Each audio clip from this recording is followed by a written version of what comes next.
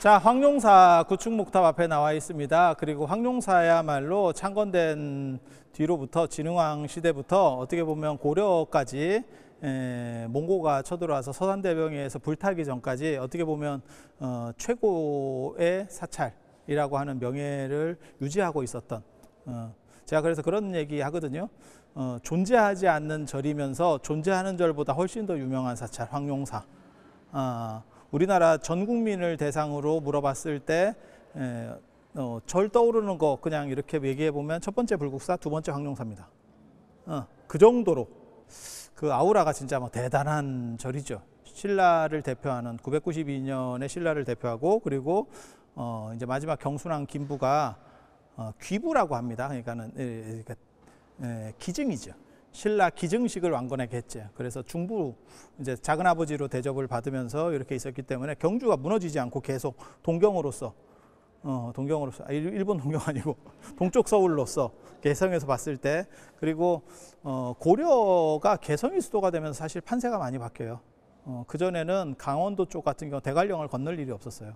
근데 대관령을 건너야 되는 문제가, 수도가 남쪽에 있을 때는 그렇게 동해 쪽으로다가 쭉 내려가면 허나가의 길을 타고 내려가면 되는데 이제 대관령을 건너야 됐고, 그래서 대관령과 관련된 많은 이야기들이 만들어지기 시작합니다. 그게 차로 넘어가도 만만치가 않은데 걸어가면 사람 죽음입니다. 그래서 거기서 이제 험난한 예전에 전투도 있었던 것 같고, 그 다음에 호랑이도 많이 나오고 이러니까 거기를 지켜주는 산신이 김유신이에요. 아마 삼국 통일할 때 김유신이 그쪽으로 올라도 갔었던 것 같아요. 그래서 김유신이고, 대관령 국사성왕신이라고 그 동네 땅신, 어떻게 보면 지경신이라고 하는 이 땅을 관장하는 대관령 국사성왕신이 누구냐면 신라 말의 범일국사, 구산선문 중에서 사굴산문의 시작인 범일국사. 범일국사가 예수랑 탄생설화가 비슷합니다. 엄마가 그냥 혼자 그게 이제 물을 이렇게 그 우물에서 이렇게 탁 물을 떴는데 거기에 해 그림자가 있더래. 이렇게 비쳤대. 딱 마시니까 이렇게. 이게 굉장히 재밌는 이야기예요. 그래서 오염된 물은 함부로 마시는 게 아니구나 라는 교훈을 주는, 이게 기생충도 아니고 이게 왜 이런 식의 이야기가 나오지 뭐 이렇게. 그렇게 해서 이제 그렇게 해서 애를 낳으니까 이게 좀 이상하다. 왜 애도 아빠도 없이 애가 나왔는 거 이렇게 하니까 이제 갖다 버린 거고, 버렸더니 학이 이렇게 덮어졌다. 학이 날갯깃으로 덮어졌다. 그 얘기는 뭐냐면 학도 그걸 안다가 아니고 학도 얼마나 불쌍했으면 애가 짐승도 불쌍했구나 라는 걸 알 수 있는, 그렇게 해서 그 신인성을 인정받아서 다시 이렇게 되돌아와서 나중에 사굴산문을 개창하는 지금 조계종의 2대, 어떻게 보면 조계종의 틀을 갖추는 2대 종파가 사굴산문, 그 다음에 가지산문이거든요. 그래서 사굴산문 계열의 가장 큰, 사굴산문 하면 가장 유명한 스님은 나중에 진울스님, 송광사의 진울스님. 그래서 지금 강릉에 그 사굴산의 굴산사지가 있는데 거기를 중심으로 했지만 사실은 사굴산문의 종찰, 어떻게 보면 이렇게 좀 가장 유명한 절은 송광사가 됩니다. 굉장히 재밌죠. 송광사. 그리고 오대산도 사굴산문 절이에요. 그러니까 사굴산문 사찰 중에서 유명한데 그러면 오대산, 송광사. 그리고 원래는 범일국사가 계셨던 굴산사, 그리고 강릉의 보현사, 뭐 이런 절들이 있었습니다. 그래서 그런 정도 생각을 하시면 되고, 그 다음에 지금 이제 이 황룡사 얘기를 하면 여기가 구황동이라고 합니다. 구황동. 구황작물 이런 거 들어보셨죠? 그 구황 아닙니다. 여러분들은 그냥 낚인 겁니다. 그런데 그 구황동과 관련해서 저 유홍준 선생 같은 경우 뭐라 그랬냐면, 황자 들어가는 절이 9개가 있어서 구황 이렇게 9개, 9구자에다가 임금 황자예요. 황제할 때 그 황제. 그래서 9개 들어가는 절이 있었는가 보다. 황룡사, 뭐 황복사, 황성사, 분황사 뭐 이런 식으로. 근데 실제로 그런 게 아니고 구황이라고 하는 거는 이거 내가 논문 써서 밝힌 거야. 이거 사람들이 잘 몰랐다고. 구가 주역에서는 양을 나타내는 거고, 황이라고 하는 거는 이게 용 황제를 나타내는 거예요. 그래서 구황이라고 하는 거는 주역 건쾌 구오효, 나는 용이 비룡제천 이견대인, 나는 용이 하늘에 있으니 대인을 보는 것이 이롭다. 그게 용비어천가에서도 그 구절을 따는 거거든요. 그게 황제캐예요. 황자캐. 그래서 여기서 용이 날아오르고 쉽게 말해서 황제가 났다. 그 얘기를 하고 싶은 거예요. 그래서 그게 구황이라고 하는 거는 주역 건쾌 구오효에 나오는 비룡제천 이견대인을 나타낼 때 건쾌는 양이니까 구가 되는 거고, 그 오효는 황제캐니까 구오를 구황이라고 쓰는 거예요. 그래서 이런 거는 주역 안 배운 사람은 죽었다 깨나도 몰라. 죽었다 깨나도 몰라. 그래서 이 동네가 구항동이고, 왜 구항동이냐? 황룡사가 있어서. 그리고 거기서 용이 이제 날라 올라가는데 그 용을 상징하는 인물은 누구냐? 진흥왕입니다. 그래서 진흥왕은 실제로 진흥왕 순수비에 보면 황제할 때 제자를 썼어요. 이 제자를. 이게 굉장히 재밌어요. 황이 있고 제가 있어요. 그래서 삼왕 오제 이렇게 하는 거거든요. 그리고 이걸 하나로 통합시켜서 통합 타이틀 매치를 해서 내가 최고야라고 하는 게 진시황입니다. 나의 위협은 삼왕오제를 압도한다. 이렇게 해서 통합 타이틀의 1위. 그리고 내 뒤부터는 이름 붙이지 말고 2, 3, 4로 나가. 그래서 시황이니까 1번 내가 시작. 그 다음에 2세, 3세, 4세 이렇게 가려고 했는데 아이러니하게도 3대에서 끝났어요. 3대에서 장사 심하이 됐습니다. 굉장히 아이러니한 거예요. 자손만대로 쭉 하려고 했더니 경기 끝났습니다. 이렇게 참. 그래서 진시황부터 황제라는 이름이 있고, 근데 황이 제보다 높아요. 그러니까 왕 위에가 사실은 특별한 건 없는데, 고구려 같은 경우는 광개토 왕을 호태왕이라고 씁니다. 태왕. 그러니까 왕 중에서 짱. 제를 칭하지는 못해요. 근데 진흥왕은 제까지 칭합니다. 제까지 칭해. 그리고 거기서 한 발만 더 나가면 황이지. 근데 그 황을 했다는 정확한 이게 기록이 안 나와. 근데 누군가 하려고 이 선을 넘어갔다 왔다 갔다 한 게 있어. 어떻게 아느냐? 지금 황자 들어가는 이 절들 때문에. 이거는 조선시대 같은 때는 함부로 쓸 수 있는 글자가 아니에요. 이거 함부로 쓸 수 없습니다. 그래서 그런 특수성이 존재한다더라 라고 하는 거고, 방금 구항동 얘기한 것도 있지만 그런 것처럼 여러 가지 요소들이 막 섞여 있어요. 그러니까 불교만 알아서 될 것도 아니고, 그 다음에 유교를 알아서 될 것도 아니고, 불교, 유교, 이 동네 전통적인 무속 이런 것까지 막 다 섞여 있어요. 그게 너무 오랫동안 섞여 있어서 이것을 떼어낸다는 게 거의 불가능할 정도로 섞여 있어. 그래서 이걸 다 한 놈만 상황 파악을 어느 정도 할 수 있는 구조가 나옵니다. 그래서 좀 한 사람이 다 하기는 쉬운 상황은 아니에요. 그래서 이제 역사를 거슬러 올라가면 버풍왕, 2차돈 이거 시켰던 버풍왕, 불교를 공인했었던 527년 그 버풍왕, 그게 청경리 흑륜사부터 시작이 되잖아요. 그때 이제 왕권을 강화하기 위해서, 그다음 당신이 이제 신심도 있었고, 버풍왕하고 진흥왕은 나중에 다 출가합니다. 그렇게 나와요. 그래서 이제 왕권 강화라고 하는 부분도 있고, 개인적인 종교적인 부분도 있고, 그래서 불교를 공인하고 귀족 세력들을 눌러요. 그리고 누르는 과정에서 이적이 벌어진 거고, 그게 2차 돈 목 들었을 때 흰피가 날아가고, 흰피가 솟구치고 머리가 이게 미사일처럼 날아가서 저 경주 북쪽의 금강산에 떨어지는 그런 사건이 벌어져요. 그게 이제 그 자리에다가 2차 돈 추모사찰을 지은 게 자추사라고 하는 거고, 나중에 백률사로 이름이 바뀝니다. 백률사. 그래서 금강산 백률사. 거기가 관음도량이에요. 만파식적이 거기서 이적을 보여. 뭐 이런 또 기록이 있어. 또 뭐 아무튼 그렇다 치고 그 얘기를 다 하려는 건 아니고, 버풍왕 얘기를 잠깐 하면 그렇게 해서 불교를 공인했지만, 나중에 흑륜사 짓는데 굉장히 좀 힘듭니다. 그래서 결국 흑륜사 완공되는 거는 진흥왕 때예요. 그러니까 반대가 계속 심했다는 거지. 그리고 불교는, 신라불교의 특징이 뭐냐면, 사건이 뭔가 이렇게 반대가 일어날 때마다 누군가 이적을 부리면서 전환시켜. 자장률사도 그랬다 그랬잖아요. 황룡사로 못 들어갔는데, 그것도 내가 밝혔거든. 왜 황룡사로 이 양반이 못 들어갔지? 신분도 충분하고, 그 다음에 임금이 밀어붙이고 있는데 못 들어가. 그건 뭐냐면 누군가가 막고 있었다는 거거든. 그래서 그런 이야기도 거기서도 이제 이적을 보이면서 갑노 이적 막 이런 게 쫙 하면서 멋있지. 우리도 좀 그랬으면 좋겠어. 이거 감화시키는 데는 막 이적이 최고거든. 그런 정도라고 이해를 하시면 되고, 진흥왕이 버풍왕 아들 아닙니다. 버풍왕 아들 아닙니다. 아들이 아니고 버풍왕 동생 아들이에요. 동생 아들이에요. 그래서 조카. 제대로 뭐 이게 아들이 제대로 없었는가 봐.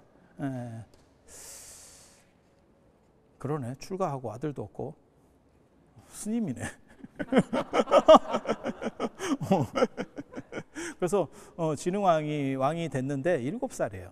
야, 깝깝하지. 눈치 보고 살았어. 눈치 보고. 야, 7살에 왕 돼가지고 뭘 하겠어. 게다가 지금 이제 이게 판이 전통신앙에서 불교로다가 바뀌어가고 있는 지금 상황인데 거기서 눈치 많이 봤겠지.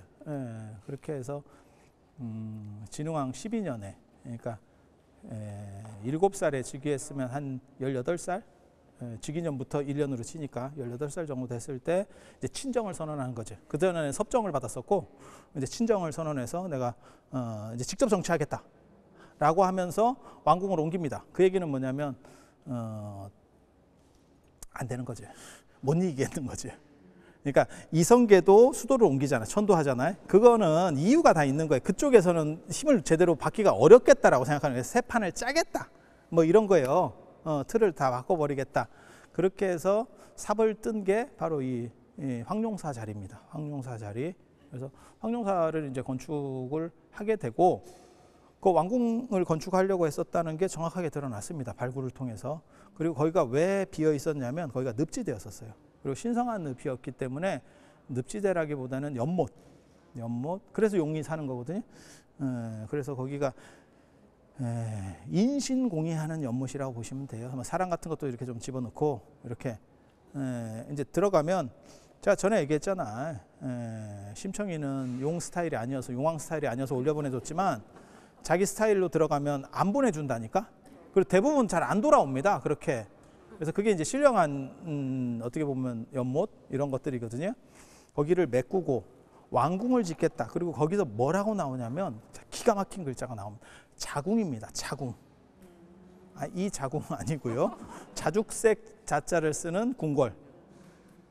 자금성 생각하시면 됩니다. 황제를 뭔가를 하려고 계속 이렇게 태클을 걸고 있는 거야. 우리는 독립국이고 자주적이고 뭐 이런 거를 지금 계속 하려는 시도를 보이는 거야.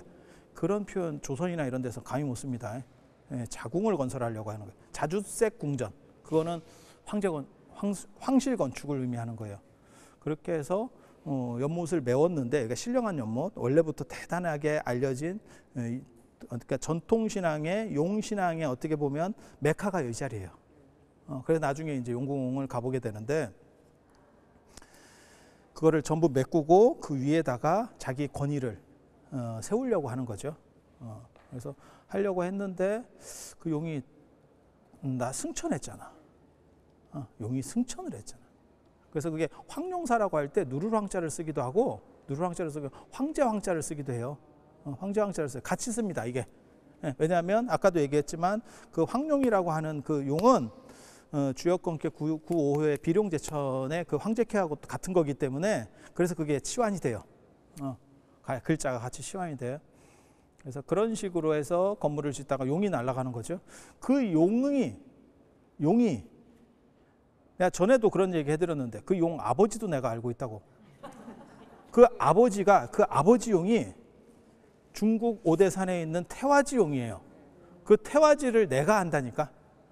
그 태화지가 어디 있는지 정확하게 아는 사람이 나밖에 없어. 우리나라에서는. 내가 자장률 싸가지고 박사 논문을 썼기 때문에 그걸 엄청나게 고민해. 위치를 이렇게 쭉 추정을 했거든요. 거기도 이제 메꿔져 있어요. 여기 용궁도 메꿔져 있고 여기 황룡사를 발굴하니까 7cm짜리 공이로다가 전부 이렇게 판축을 했다는 거예요. 흙 깔고 판축하고 판축이 뭐냐면 이제 기초공사를 해야 되는데 기초공사가 좀 물르면 이렇게 기울어요. 그 기초공사 잘못해서 대박난 사건 피사의 사탑입니다. 그런 식으로 건축이 이제 흔들리기 시작하거든요. 그래서 여기가 늪지대 그 다음에 연못이었기 때문에 더 지층이 안 좋은 거예요. 그리고 참고로 말씀드리면 이 신라 시대 때나 이런 때는 좋은 우물이가 명당이요. 물 솟는 자리. 물 솟는 자리. 그래서 지금 여기도 절을 짓는 거고 기림사도 그런 자리에 절을 짓는 거고 통도사도 그런 자리에 절을 짓는 거예요. 그러니까 물이 밑에서 흘러가는 게 아니고 이렇게 뿜어져 나오는 자리. 그러면 그 에너지를 받아서 이게 기운이 쫙 솟구친대. 고구려 고분도 그게 우물 형태예요. 인공 우물 형태로 만들었고, 그 다음에 청나라 때 그 황릉 같은 것도 이렇게 보면 그런 우물 모티브들이 상당히 있습니다. 그리고 우물이라고 하는 건 재생, 그 다음에 다른 세계로 넘어가는 통로, 이런 상징들이 있어요. 그래서 박혁거세든 아령부인이든 다 우물에서 나오거든요. 그래서 이 우물 신앙이라고 하는 것도 굉장히 재밌어요. 그리고 타운 포탈입니다. 다른 세계로 넘어갑니다. 이 우물을 통해서 우물에 대한 게 신앙적으로 굉장히 좀 재밌어요. 그래서 여기는 물이 이렇게 올라오는 신성한 데고 아마 와류 같은 걸 쳤을 거예요. 그런 데다가 사람을 넣으면 사람이 이제 들어가서 안 나오거든요. 그래서 이제 용산다 뭐 이런 게 있는 거고, 여기를 다 평토를 해서 판축법으로다가 흙을 다 공기를 다 빼내서 다져요. 판축법 비슷한 걸 여러분도 해본 적이 있습니다. 지금은 잘 안 하는데 옛날에 묘자리 쓰고 나서 묘자리를 좀 흙을 잘못 이렇게 해버리면 무슨 일이 벌어지냐면 동물이 팝니다. 그래서 그거를 이렇게 나무로 치는 경우도 있고, 그걸 계속 흙을 조금 깔고 계속 밟고, 그런 게 일종의 판축이에요. 공기를 뽑아내는. 그래서 나중에는 시멘트처럼 강도가 나옵니다. 그걸 판축을 잘하면. 그렇게 해서 지금까지 남아있는 게 진시황의 만리장성. 지금 여러분이 보시는 만리장성은 명나라 때 장성이고, 진시황 때는 대부분 판축법으로 했어요. 흙으로다가. 그게 지금까지 남아있어요. 2200년 전께 지금까지도 남아있다라고 할 정도로 판축이 생각보다 굉장히 견고합니다. 그래서 그렇게 해서 기반을 다지고, 그 용이 이제 날아가니까, 황궁을 짓다가 용이 날아가니까 그 용이 이제 황룡사로 이름을 바꾸고 절로. 그러니까 그건 뭐냐면 무속적인 것들을 황궁을 짓는다라고 약을 팔아서 시작을 했다가 나중에 절로 바꿈으로 인해서 무속 위에 절이라고 하는, 불교라고 하는 틀을 이 사람이 갖추는 거예요 지금. 그리고 그 용이, 날아갔던 용이 날아서 가는 게 아니고 다시 옵니다. 다시 옵니다. 그래서 황룡사 구축목탑조나 이런 삼국유사나 이런 데 보면 뭐라고 나오냐면, 중국에 있는 중국 오대산의 태화지 용이 자장률사가 만나거든요. 그랬더니 뭐라고 얘기하냐면, 내 아들한테 그 안부 좀 전해줘 이러면서 나온다고. 걔가 요즘 전화를 안 받네 그놈이. 그러면서 스카이프 뭐 이런 거 하면 되는데, 용이 쉽지가 않잖아. 그게 용이 발톱이 길어가지고 이게 버튼 누르다가 자꾸 2개 눌러지고 이래요. 그거 잘 몰라서 그래. 용 발톱 갖고 한번 눌러봐. 이게 쉬운가? 그래서 문제들이 좀 벌어지죠. 그 스토리에 보면 뭐라고 나오냐면, 그 태화지용을 만났는데 2가지 얘기를 합니다. 황룡사에 있는 그 호범용은 범천이라고 조물주예요. 조물주의 명을 받고 황룡사를 지키는 내 맏아들이요, 내 장남이요, 내가 장남 유학 보냈잖아. 그 얘기를 합니다. 그 얘기는 뭐예요? 등골이 휘겠다. 기력이 아pan가? 등골이 휘겠다. 이런 생각이 딱 들잖아. 들잖아요. 그리고 또 뭐라고 얘기하냐면, 나중에 거기에 이제 황룡사 구축목탑을 지으면 선덕여왕이 왕권이 흔들리는 것들이 다 해소된다 라는 얘기를 그 태화지 용한테 들었다는 썰이 있고, 그건 하나의 설이에요. 하나의 설, 삼국유사에 나오는 하나의 설. 그리고 황룡사 찰주봉기, 이 탑의 그 맨 밑에 내용을 써놓은 기록이 있어요. 거기 보면 자장률사가 제한자입니다. 제한자인데 뭐라고 나오냐면, 종남산, 중국에 가면 장안 남쪽에 남산이 있어. 제가 얘기하잖아요. 수도 남쪽에 남산이 있는 게 중국 문화고, 그걸 남쪽을 남산이라고 부르고, 그래서 우리도 경주에 남산이 있고 서울에 남산이 있다고. 그게 다 이렇게 따오는 거예요. 그 남산이 진령산맥인데, 그 진령산맥 끝자락 쪽에 있다 그래서 종남산이야. 거기에 원양선사라고 하는 어떤 스님을 만나. 누군지 몰라요. 그냥 거기서 이름 딱 한 번 나와. 그 스님, 그러니까 여기서 한 3년 정도 자장률사가 살거든요. 그때 야, 구축목탑 지어, 구축목탑, 이 얘기를 들었대 라고 쓰여 있어. 그래서 구축목탑의 건립기원과 관련해서는 2가지 설이 있어. 하나는 원양선사가 얘기했다. 또 하나는 태화지 용이 얘기했다. 개인적으로는 원양선사가 유력한데 태화지 용이 재밌지. 그 태화지 용이 말도 많고 요구 조건도 더럽게 많아. 내 아들한테 내가 잘해줄 테니까 그럼 잘 될 거야. 이렇게 해가고 나한테도 뭐 좀 하나 해주면 안 돼? 그렇게 해서 울산에 태화사를 만들고 태화사, 태화강, 태화동 그게 전부 다 그 태화지 용 때문에 나오는 거예요. 그리고 실제로 태화사 앞에는 용현이라고 용이 쉬는 데가 있어. 그래서 그게 중국 오대산 용의 별장이에요. 가끔 옵니다. 가끔 옵니다. 그게 기록이 있다니까. 제가 약을 파는 게 아니고 진짜 있는 얘기예요. 그래서 내가 그 태화로 지금 복원해 놓은데 그 앞쪽이 용현으로 추정을 하더라고 사람들이. 그래서 그렇게 가면 거기 약간 물이 도는 것 같기도 하고 안 도는 것 같기도 하고 뭐 도는 것 같기도 하고 몰라. 물이 도는지 안 도는지 이렇게 대부분 용소는 물이 돌거든요. 그 두 가지가 뭐냐면 물이 흐르는 것 때문에 도는 경우도 있고 위에 물하고 아래 물하고 다르게 흐르면서 밑에서 빨려 들어가는 경우가 있어요. 생각 있으신 분들은 한번 들어가 보셔. 그래서 수영을 잘해도 못 나오면 용소야. 나오면 별로 영험하지 않아. 영험하지 않아. 쟤는 우리 절로.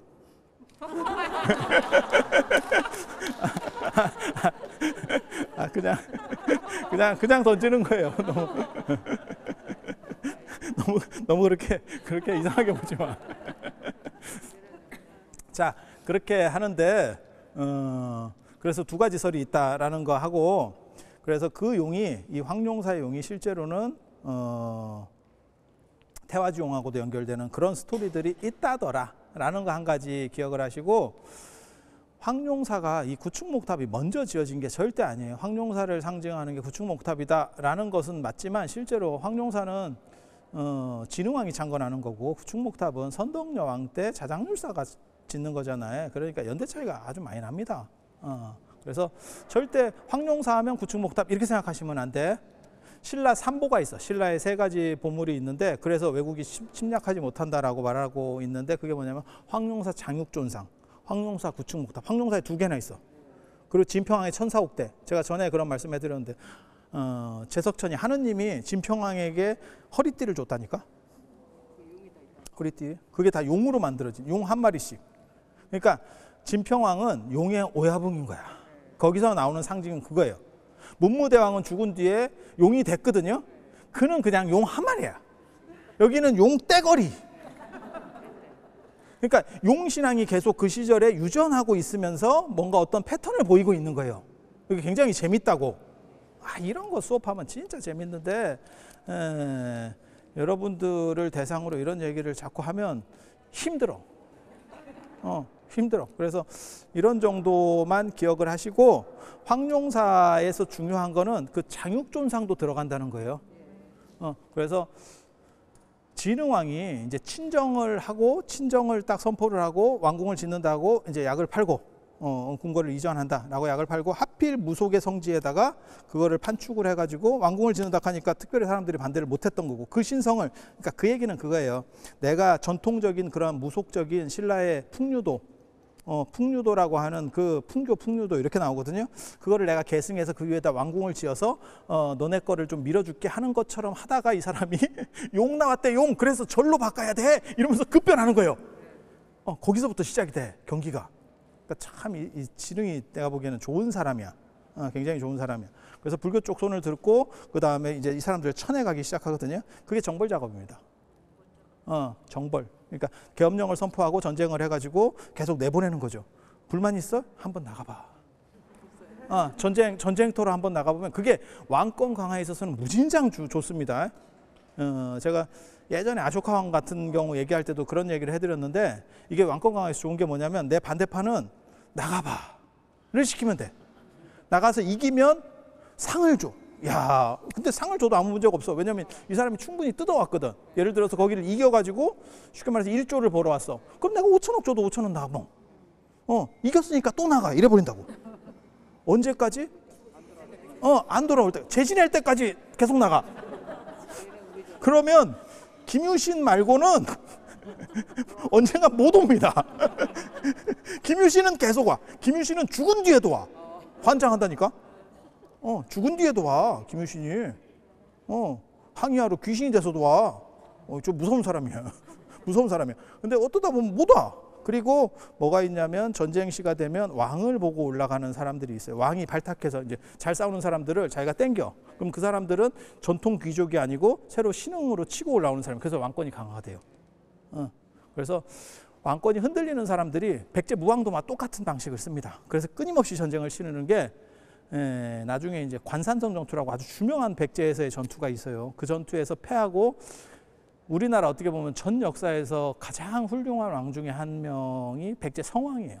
야, 시호를 성스러울 성자를 받았어. 나 미치겠네 이거. 이 양반은 부처님으로, 일본에서는 거의 부처님으로 평가를 받는 분이에요. 등신불도 있어. 그렇게 정치를 잘했는데 관산성 전투에서 자기 아들 창왕이 군사를 지휘하고 있었는데 사연이 좀 길어요. 그런데 이제 그거 위로하러 갔다가 별동대 데리고 위로하러 갔다가 그때 매복조한테 걸려가지고 이게 날아갑니다. 그거를 날렸던 분이 김무력이라고 하는 분이에요. 아주 유명한 분입니다. 김무력. 처음 들어봤죠? 김무력 아들이 김서연이에요. 김서연 아들이 김유신입니다. 그게 김유신가가 떡상하기 시작하는 시작이에요. 그러니까 김유신은 가야계이기 때문에 진골로 편입은 해줬지만 저걸 쳐주지 않아. 이 거지 같은 것들 이렇게 봤거든. 전통적 귀족 사회에서. 그런데 적국의 왕의 수급을 날렸어. 그러면 상황이 급변하죠. 그 사람의 위상이라고 하는 게. 그리고 그 수급을 날렸더니 그 마지막도 너무 성왕 죽을 때 너무너무 비극적이에요. 성왕이 전륜 성왕을 추구하고 굉장히 불교적인 분이거든요. 진흥왕도 전륜 성왕을 추구하는 분이고. 그런데 그 성왕이 죽을 때 내가 그래도 적국의 왕인데 왕이 귀족 손에 죽고 싶다. 그러니까 포청천 생각하시면 돼. 그 용작두, 호작두, 이게 작두 가지고 개작두 뭐 이런 게 있거든요. 그게 아니 아무 데나 잘리면 똑같은 거 아니요? 그건 요즘 생각이고 옛날에는 그 생각이 아니에요. 이 신분제가 있을 때는. 그래서 귀족한테 죽고 싶다. 쉽게 말해서 그거의 마지막 유언입니다. 그랬더니 김무력이 진짜 싸가지 없는 말을 합니다. 우리는 적국의 왕은 그런 식으로 안 죽이고 노비에게 쳐서 죽이는다. 그래서 끝까지 치욕을 줘요. 죽을 때까지 치욕을 줘. 그래서 이거 자르고 자른 거를 갖고 가서 궁전 대돌 밑에다가 묻었대. 그러니까 계단 밑에다가. 그래서 신하들이 계속 밟고 다녀. 그 아들 입장에서는 진짜 뚜껑 열리는 사건이에요. 진짜 이건 미친 듯한. 그래서 이 양반이 이제 아버지 돌아가시고 나서 이제 전투하다가 이제 오버하는 거지. 그래서 결국 지게 되고 백제가 계속 이렇게 소용돌이 속으로 들어갑니다. 그런데 그때 이제 나중에 등장을 하는 게 무왕이고, 무왕이 신분이 뚜렷하지가 않아요. 그래서 뭐 마룡하고 뭐 어떻게 엄마가 했다는 둥 뭐 이런 얘기 있고, 그 뻐꾸기 날리는 사건 유명하잖아. 선화공주 뻐꾸기 마동이 사건. 막 해가지고 뻐꾸기를 날려서 적국의 공주를 후렸다더라. 야, 이건 이게 말이 되나 싶은 그런 사연들이 있었잖아요. 그런 설화가 있잖아. 뭐 진짜인지 가짜인지는 모르겠어요. 저는 가짜라고 생각을 하는 사람이지만 그건 말이 너무 안 되는 얘기거든요. 신분제 사회에서. 그래서 아무튼 그런 이야기가 있을 정도로 아주 드라마틱한 사람이야. 그런데 이 사람도 자기가 왕이 된 뒤에 정통성을 강화하기 위해서 두 가지를 하죠. 미륵사라고 하는 엄청나게 큰 절을 짓고 계속 대외 전쟁을 하면서 아까 같이 신하들을 속아내기 시작하는 거죠. 내 편 아닌 놈들은 다 속아내는. 그러니까 진흥왕도 똑같이 했다고 생각하시면 돼요. 황종사 창건하고 대외 전쟁을 하면서 다 조지기 시작하는 거예요. 이거 굉장히 중요한 거예요. 그리고 영명한 군주인데 이런 행동을 본격적으로 못했던 사람이 한 명이지. 그게 비운의 군주 정조예요. 그때는 전쟁을 벌릴 수가 없었어. 그때 전쟁을 벌릴 수만 있으면 정조도 엄청나게 훌륭한 왕권 강화를 해서 잘했을 건데 좀 안타깝지. 그래서 그런 식으로 생각하시면 돼. 그래서 진흥왕 같은 경우는 새로운 사상을 가지고 뭔가 재편하려고 했었고, 그 다음에 전쟁을 통해서 왕권을 끊임없이 강화하고 있었고, 그리고 그 와중에 이제 불교가 어떻게 보면 신흥 세력이에요. 그 당시에 신흥 막 올라온 세력. 그래서 황룡사를 딱 짓고 나니까 울산으로 배가 한 척 들어왔지. DHL 국제 특송으로 누가 보냈냐? 아쇼카 왕이 보냈지. 아쇼카 왕이. 아쇼카 왕이 딱 보내가지고 아쇼카 왕도 못 만든 불상을 진흥 왕이 딱 손을 대니까 한 방에 막 이렇게 만들었다. 그게 황룡사 장육존상, 장육존상이라고 하는 거는 일장육척, 약 한 4.8m 정도 되는 큰 불상을 조성을 한 거예요. 그렇게 해서 왕권을 강화시키고 그 다음에 대외 정보를 하고 이렇게 해서 어느 정도 신라를 안정시키는 아주 좋은 군주가 됐죠. 신라 입장에서는 좋고 그 다음에 이제 백제 입장에서는 가장 거지 같은 백제 성왕하고 같이 있거든요. 참 영웅이 어떻게 이렇게 둘이 같이 있는지 몰라. 같은 시대 때 태어나서 같이 살아요. 같은 시기를 살아. 그리고 그 당시에는 고구려가 셌기 때문에 둘이 연합을 해서 이렇게 올라가거든요. 치고 올라가거든요. 그러다가 어느 순간에 이제 삐그러지냐면 진흥왕이 좀 얍삽합니다. 그래서 한강 쪽을 장악하기 위해서 뒤통수를 까는 거예요, 백제. 그래서 나중에는 백제 성왕이 빡쳐가지고 그게 당항성을 먹는 거죠. 당항성. 당항성 압니까? 당항성 많이 나오죠. 화성이에요. 경기도 화성. 수원, 화성, 삼성. 그쪽. 그래서 그쪽을 딱 먹고 이제 당하고 무역을 해야 되니까 그래서 그렇게 하니까 이제 백제는 연합했다가 이 자식이 뒤통수 치고 새로 확보한 땅을 지가 다 먹어버리니까 그래서 당항성 관산성 전투.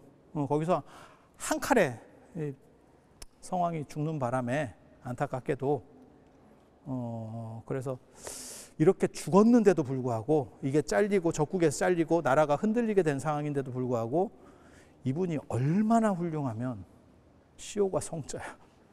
보통 이렇게 해서 나라가 혼란스럽게 되고 이러면 좋은 평가를 못 받습니다. 진짜 어떻게 보면 우리나라 전 역사를 통틀어서 이 성자를 쓰는 저런 분이 어떻게 삶을 살았길래 저런 식의 대단한 패하고도 저런 명성이 남을까? 참 부러운 사람이에요. 그리고 이 진흥왕과 관련돼서 이야기를 하면 그렇게 해서 황룡사 장육존상을 창건을 하고 그 옆에 이제 전각이 셋이 있어요. 그렇게 해서 거기 아쇼카 왕이 보낼 때 모본 이렇게 만드세요라고 해서 보냈대. 그래서 그 디자인된 불상이 하나가 있고 뭐 3존을 그렇게 모셨다는 거예요. 지금 정각이 3개거든요. 이제 나중에 보시면 아시겠지만 정각지가 3개예요. 그래서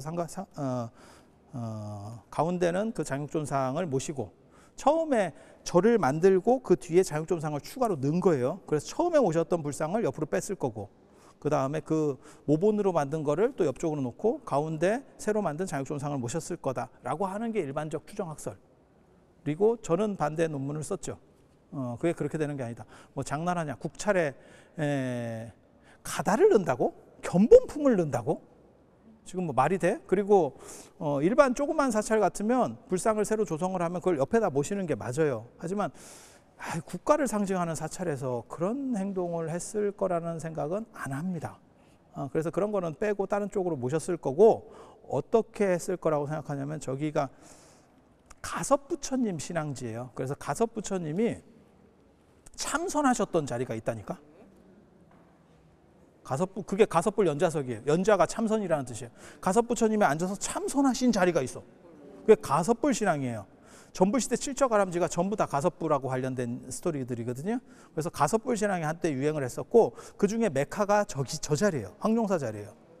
그래서 가섭불 연자석도 볼 수 있습니다. 그건 제가 장춘 선생님한테 그 얘기를 예전에 들었었는데 지금 돌아가셨는데 그래서 가섭부처님을 아마 모셨을 거고 중간에 석가모니 부처님 모시고 그 다음에 가섭부처님 모시고 미륵부처님 모시고 이렇게 이걸 어떻게 보면 우리 선배 가섭부처님 그 다음에 나 석가모니 부처님 그 다음에 미륵부처님 아마 이렇게 3존을 모셨을 거다. 시기적으로 이렇게 수기관계 서로 연결관계를 가지고 이렇게 모셨을 거다라고 추정을 해보는 제가 논문을 썼죠. 그 가섭불 신앙이 저렇게 강력하고 거기에 실질적인 유물이 있는데 지금 모본을 모셨다는 게 말이 되냐? 네가 지금 장난하냐? 이런 논문들도 제가 썼습니다. 그래서 그런 썰도 있는 거예요. 그럼 너는 100% 정확하냐? 아니, 그런 건 아니고 이게 고대사라고 하는 게 자료가 많지 않기 때문에 아구를 맞춰서 이렇게 한번 맞춰보고 이렇게 한번 맞춰보는 거예요. 근데 저쪽도 저한테 너는 분명하냐? 정확하냐? 라는 말을 못하는 게 저도 정확하지 않거든. 저도 추정이거든. 저도 추정이거든. 그래서 그렇게밖에는 못하는 거예요. 그리고 황룡사와 관련해서는 이 구축목탑 이야기 좀 이따가 해드릴 거고, 그 다음에 이제 중요한 게 종이에요. 종. 인생 종 친다고. 에밀레 종의 4배 크기의 종이, 크기는 아니고 질량으로. 에밀레 종의 4배짜리 종이 여기에 있었던 거고, 주조대에 있었던 거. 그러니까 에밀레 종보다 훨씬 더 오래된 종이에요. 오래된 종이에요. 그래서 그 종각 터로 추정되는데도 지금 남아 있습니다. 그래서 가보면 이중으로 이렇게 나무 기둥들이 이렇게 둘러져 있거든요. 그건 종이 너무 무거워서. 그래서 에밀레 종만 가지고도 굉장히 대단한데 실제로는 더 대단한 종이 그 안에 존재하고 있었다더라. 그리고 이 황룡사는 자장률사가 2대 주지로다가 환희 스님이 1대 주지고 2대 주지가 자장률사가 들어가고 나서 자장계가 완전히 장악을 합니다. 그래서 자장계가 어떻게 장악했는지 네가 아느냐 이러면 황룡사 관련된 기록이 삼국유사에 보면 자장전에 나온다 이렇게 나요. 자장전하고 옥룡전에 나와. 옥룡자가 풍수도선입니다. 왕건의 책 쌓이기도 했었던 도선비기 풍수하시는 분 있잖아요. 그게 저 전남 광양인가 거기 그 옥룡사가 있어요. 거기 부도에서 발견된 밑에 뼈가 나왔는데 그걸 도선국사 아닌가 이런 생각을 하거든요. 그러니까 도선이 유명한 사람이 둘이 있어요. 자장과 교류했었던 중국 종랑산 사분율종의 도선이 한 분 있고, 그 다음에 요 고려 여말선초지, 여말선초 왕건하고 같이 협력했었던 도선 스님이 한 분 있고, 그래서 요 도선 스님의 옥룡자 집에도 그게 얘기가 나온다는 거예요. 그 얘기는 뭐냐면 자장계하고 나중에는 도선계로 이 황룡사가 다 어떻게 보면 포함이 됐었구나. 그쪽 문도들이 장악하고 있었구나 라는 걸 알 수 있어요. 그리고 제가 또 무슨 얘기를 했냐면 저기 구례 화엄사 관련해서 연기조사라고 하는 분이 그 구례 화엄사를 만드는데 그게 이 자장계 화엄이라고 하는 게 있어요. 황룡사에서 파견된 자장계 화엄이다 라고 하는 것도 내가 밝혔어. 나 밝힌 게 너무 많다니까. 내가 밝힌 걸 특집으로 붓다로드를 해야 돼. 근데 이걸 다 할 수가 없어. 그래서 제가 아니야. 하지 마. 이게 웃자고 하는 걸 그렇게 박수를 치면 비호감이 돼서 안 돼. 개그를 하는데 박수를 치면 어떡해.